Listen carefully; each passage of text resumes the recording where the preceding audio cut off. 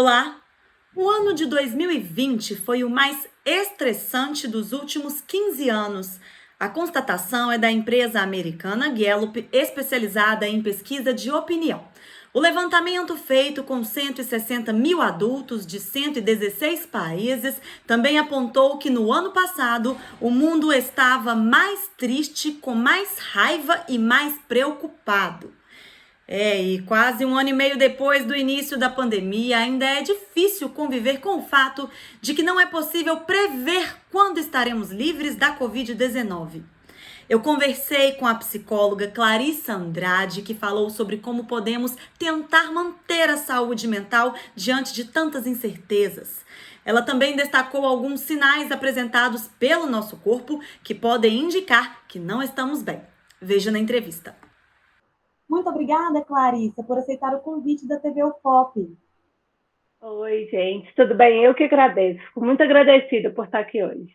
De acordo com a empresa americana Gallup, especializada em pesquisa de opinião, 2020 foi o ano mais estressante dos últimos 15 anos. A gente pode atribuir esse dado à pandemia? Com certeza, essa pandemia mexeu com a vida de todo mundo, né? É complicado, de repente, a gente que tinha um monte de coisa para fazer, de repente eu não podia fazer mais nada, né? Ficava refém de um vírus. É normal que nessa realidade que nós estamos vivendo, né, nesse cenário que vem desde o ano passado, as pessoas sintam que elas não estão conseguindo manter as coisas sob controle?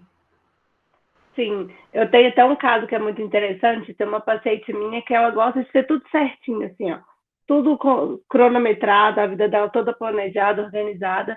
E de repente ela virou para mim e falou assim: Clarissa, eu não consigo organizar minha vida daqui a 2 meses, eu não sei como é que vai ser, sabe? Então, assim, as pessoas têm muito essa tendência. A gente precisa de ter um norte, de saber como é que vai ser ali para frente.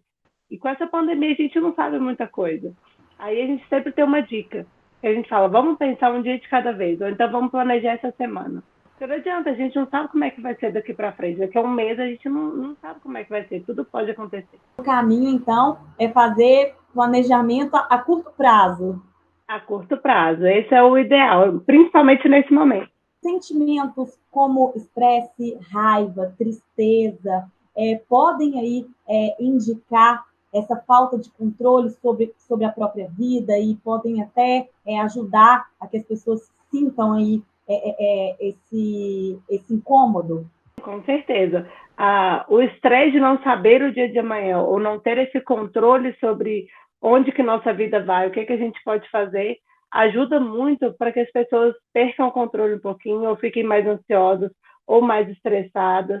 E principalmente o ficar dentro de casa, você ser privado de alguma coisa, estressa demais. Quais consequências sentimentos como esses trazem para a vida da gente, né? O estresse, a raiva, a tristeza, tanto na vida pessoal como no trabalho? Olha, isso é uma pergunta interessante que você me fez, porque isso acaba gerando no trabalho estresse, você não conseguir se concentrar direito, você não consegue cumprir prazos, não desenvolve o que precisa desenvolver lá dentro, o relacionamento com o próximo, isso assim, eu estou falando do trabalho primeiro, o relacionamento com os colegas de trabalho atrapalha também, e dentro de casa acaba gerando estresse com os amigos, com os familiares, com os filhos, com os parentes, e uma coisa leva a outra. Muitas vezes, se você está estressado no trabalho, você fica estressado em casa. E se você está estressado em casa, você fica estressado no trabalho. E essa mudança de vamos trabalhar em home office, por exemplo, nossa, tem muita gente que não consegue lidar com isso, que não conseguiu lidar com essa mudança. Eu já tive vários pacientes dentro do meu consultório que não conseguiram muito desenvolver. Porque ainda mais que, você está dentro de casa, aí o filho também está dentro de casa, a esposa também está dentro de casa, e aí todo mundo ali, o filho precisa estudar, a mãe precisa trabalhar também. Então, isso tudo acaba atrapalhando. Então, assim, é uma mudança completa na vida das pessoas, né? As pessoas, elas já estão, né, com uma carga mental aí pesada por conta desse cenário prolongado de pandemia. Que tipo de problemas essas pessoas podem desenvolver, né? Até aí, quais tipos de diagnósticos, por exemplo? A gente pode ter ansiedade, depressão. As pessoas que já são propensas a terem depressão agravam mais ainda esse sinal. As pessoas ansiosas agravam mais esses sintomas de ansiedade. E eu te falo que, assim, 90% dos meus pacientes hoje têm um grau de ansiedade, um quadro ansioso muito grande. Isso é devido a quê? A gente antes fazia um monte de coisa, a gente se relacionava com várias pessoas, a gente fazia coisas fora de casa, a gente podia planejar mais as coisas e, de repente, muita gente perdeu o emprego, teve que ficar dentro de casa. Atividade física, que é uma coisa super importante para as pessoas, para o controle da ansiedade, de repente não podia fazer mais. Então, isso tudo gera ansiedade. Eu acho que a ansiedade e depressão são os principais problemas causados e gerados por essa pandemia. E a gente ainda vai ter muito reflexo disso daqui para frente, né? Tem alguns sintomas, não vamos falar que são regrinhas, porque pode ser que você tenha uns e não tenha outros, e pode ser que que tenham sintomas completamente diferentes deles. Mas geralmente as pessoas têm falta de ar, coração acelerado, frio na barriga, falta de concentração nas coisas, ou chora à toa, ou dorme demais, ou dorme de menos. Então, assim, tem vários sintomas, assim. Eu já vi gente que ficava com dor de barriga, eu já vi gente que travava total, não conseguia fazer nada. Tem muitas pessoas que não conseguem desenvolver no trabalho, trava, para na frente do computador e fica sem saber, não sei para onde que eu vou. Ou então só quer ficar na cama. Então, esses são os sintomas. Falta de dormir. Um que é muito importante que eu não citei, o comer demais. Tem muita gente que acaba descontando na comida a compulsividade, a ansiedade. Existem algumas práticas simples que a gente pode adotar no nosso dia a dia para aliviar o estresse e até mesmo esses sintomas aí que você acabou de descrever? Que tipo de práticas, por exemplo? O primeiro de todas, que eu sempre falo, acho que é a regra master, assim, é respirar. Se deu tempo, começou a ficar nervoso demais ou ansioso demais, sentiu que o coração está começando a acelerar demais, para tudo que está fazendo, respira. Respira fundo 5 vezes. É o tempo de você concentrar na sua respiração. Eu tô vendo que você tá até fazendo aí junto comigo. Mas isso é fundamental, a gente conseguir respirar. Quando a gente respira, é como se a gente centrasse de novo na gente. Porque às vezes a gente está tão desesperado ali, tão nervoso, que a gente não está conseguindo desenvolver alguma coisa, e é uma bola de neve, né? A gente começa a ficar nervoso, aí não consegue fazer atividade, aí fica mais ansioso ainda e vira uma bola de neve e só vai aumentando. Então, quando a gente se permite parar e respirar, a gente centra de novo e consegue se concentrar melhor. Tem umas técnicas que a gente pode fazer, por exemplo, tem uma do cubo de gelo, ela está até famosa na internet. Você pega um cubo de gelo, coloca na mão e concentra naquilo ali, quando você está ansioso. Porque aí você vai tirar mais uma vez, você vai desfocar da sua ansiedade e vai concentrar naquilo ali. Mas eu acho que a respiração é a principal dica é essa. Outra coisa que é muito importante, fazer atividade física. Se você é ansioso, principalmente se você é ansioso, você precisa fazer uma atividade física. A gente tem um combustível, vamos supor que a gente tem um tanque de gasolina dentro da gente. E durante o dia, esse tanque vai diminuindo, é como se a bateria estivesse cheia e vai diminuindo com o passar do dia. Só que se você não está fazendo muita coisa para gastar essa energia, essa gasolina, essa bateria, ela vai chegar de noite e vai estar lá no topo. E aí você não vai conseguir dormir, você não vai conseguir descansar. Então a gente precisa gastar essa energia. Então fazer alguma atividade física, ou sei lá, arrumar a casa ajuda demais, sabe? Buscar coisas que possam liberar essa energia de dentro de você. Então são coisinhas pequenininhas que podem fazer. Uma coisa que é muito importante, a gente precisa ter equilíbrio na nossa vida. Não adianta a gente, sei lá, eu tenho que estudar para uma prova e estudar 24 horas por dia. A gente não vai conseguir estudar 24 horas.